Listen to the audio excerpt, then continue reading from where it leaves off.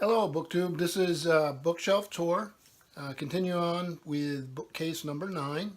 This is Shelf 2, so let's get right at it. Right here, we'll start with North Country, Our Personal Journey. Howard Frank Moser, author I've spoken about before, Vermont writer. This is Houghton Mifflin Company, Boston, New York, 1997. In celebration of his first half-century of life, Howard Frank Moser set off on a journey that he had long dreamed of, following America's northern border from coast to coast in search of the country's last unspoiled frontiers. What he discovered was not a border in the conventional sense, but a vast and sparsely populated territory, largely ignored by the rest of the United States and Canada, a harsh and beautiful region populated by some of the continent's most self-sufficient, independent-minded men and women. And this is a really, really good travel book. I wonder, I mean, I live right near the northern border myself, and I've lived in many of the places he talks about here, but you have to wonder, this was written in, what did they say, 97?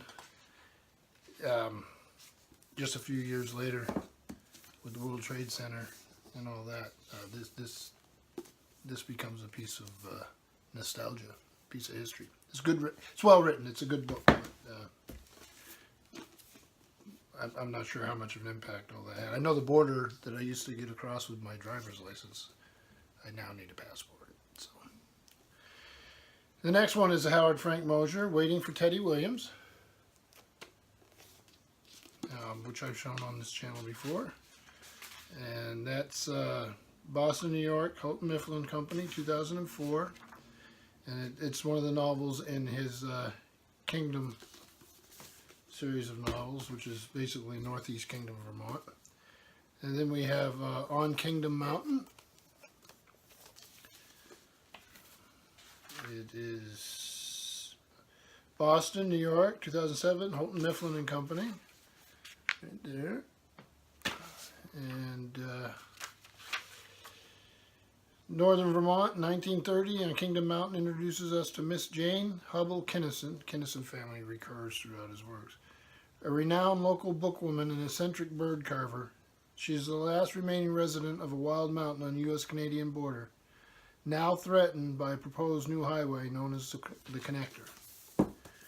And then we come to one of his more famous books, A Stranger in the Kingdom. Somewhat aged looking paperback here, and this was a Laurel book, Laurel paperback by Dell Publishing, and this is originally from '89. And then one of his older novels, which I really enjoy, Disappearances. There he is as a young man. And this is Viking Press, New York, 1977. And then a novel, Northern Borders. And this is, let's see, published by Doubleday. And this is a first edition from '94. So Howard Frank Moser is a novelist, regional in a way, has a national reputation, but maybe you don't hear about him as much as he deserves. So I would recommend checking out, see if you can find some of his novels or his travel writing in your local bookstores. Next one is Richard Russo. And this is Empire Falls. This is the one with the mini-series pictures on it. I don't know if you can see that with people in the mini-series. And he lives in coastal Maine, and what he did when he wrote this. Vintage book, Division of Random House, New York, 2001. And one of his I really enjoyed, it may actually be the first of his I read, which is odd, but The Bridge of Sighs. I really, really like that. It was a novel I really enjoyed. This is out from Knopf, New York, 2007. We'll move to something a little different. Paris to the Moon, Adam Gropnik. No idea why it's in the shelf where it is, but that's all right. And this is 2000, and it's Random House, New York. And this is, let's see, Paris. The name alone conjures images of chestnut-lined boulevards, sidewalk cafes, breathtaking facades around every corner. In short, an exquisite romanticism that has captured the American imagination for long as there have been Americans. In 1995, Adam Gopnik, his wife, and their infant son left the familiar comforts and hassles of New York City for the urbane glamour of the City of Light. So it goes on. He's a longtime New Yorker writer. I like this book, but I don't know a lot about his other stuff. Then Tracy Chevalier, Remarkable Creatures. Dutton, and this is from 2010.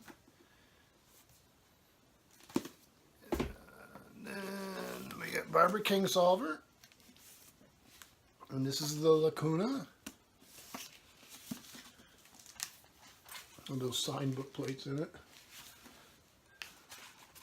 And this is from, well, at least you can read her name. A lot of those I get that you can't even tell who wrote it. HarperCollins publisher, 2009. And Garrison Keillor, a lot of you remember him from Prairie Home Companion. Also did a morning poetry thing on public radio. I can't remember the name of it. I enjoyed. Viking, 1985, and he's an enjoyable writer. I mean, I enjoy his stuff. Then this is not my favorite author, and I know a lot of people really like him, but this is a book of his essays, Jonathan Franzen. I don't know, I just have trouble connecting with him, but that's all right. Farrar, Straus and Giroux, New York, 2002. Not a very fun novel. Wicked by Gregory Maguire. It's a whole series of these things. The only one I've read is this one. How it happened is my sister got me tickets to go to the stage production, and then part of it was also getting the book, so you can see some of the images from that. I enjoyed the book, and the stage production was good. Then this Andromeda Romano Lax, The Spanish Bow. It's one of those books that looks normal size and feels like it weighs a ton. This is Harcourt Incorporated, New York, 2007. In a dusty turn-of-the-century Catalan village, the bequest of a cello bow sets young Filou de Largo on an unlikely path. Where the local landowner's wrath threatens his family, the Spanish bow leads Filou to anarchist Barcelona, then on to the court in Madrid, where a music master's daughter gives him his first lessons in the art of love. A novel. Then Elizabeth Kostova. A lot of you remember she wrote The Historian. This is The Swan Thieves. A novel. And this is Little Brown and Company, New York, 2010. I think she wrote this right after The Historian. And then Michael Gruber, The Forgery of Venus. There's the author. And this is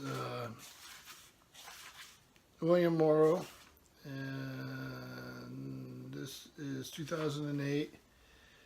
Chaz Wilmot is a painter born outside his time. He possesses a virtuosic command of the technique of the old masters. He can paint like Leonardo, Goya, Gainsborough, artists whose works sell for millions. But this style of painting is no longer popular, and he refuses to shape his talent to fit the fashion of the day. So Wilmot makes his living cranking out parodies for ads and magazines covers. A break comes when an art dealer obtains for him a commission to restore a Venetian palace fresco by the 18th century master Tiepolo for a disreputable Italian businessman. So there you go. Then we have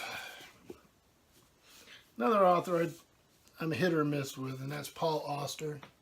This is Oracle Knight. I think it's the only one of his that I've kept, and I don't know why I kept it. Henry Holton Company, New York, 2003.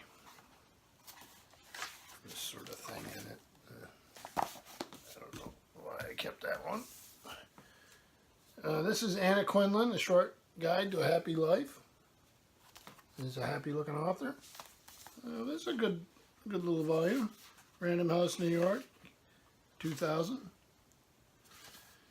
And moving right along, we got two in a row here that I really enjoyed. I don't hear much about them anymore.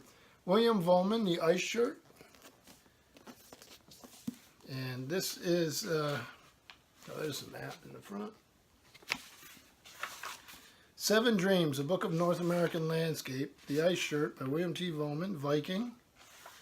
And this is 1990.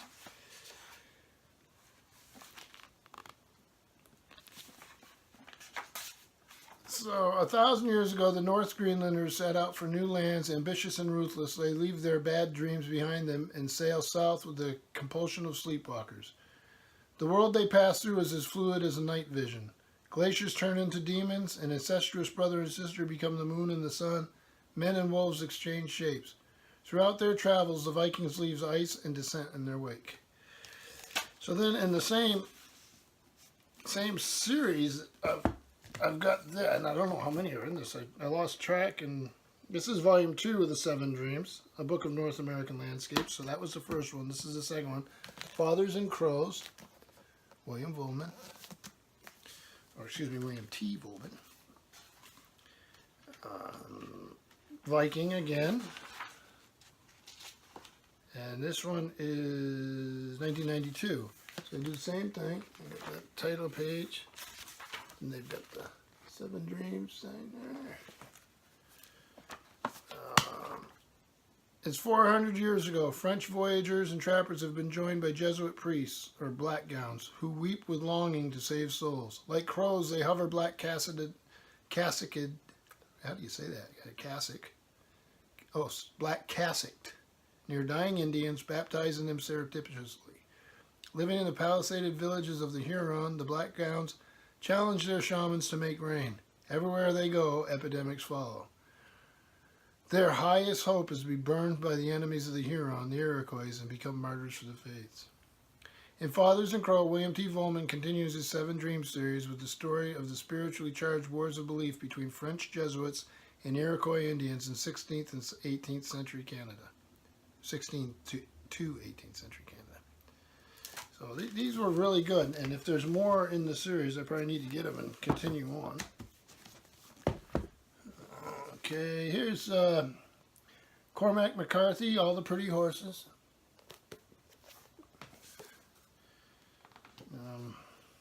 Let's see what's Vintage Books, New York, as Volume 1 of the Border Trilogy, of course, in 1992. And another one of his is The Road. And this Borzoi book, Alfred A. Knopf, 2006, first American edition, or first edition, I guess. I remember this because my dad read it and absolutely hated it. So he gave it to me, and I'm not a huge Cormac MacCarthy fan, but that's all right. And speaking of my dad, I guess that's why they're both up on that shelf.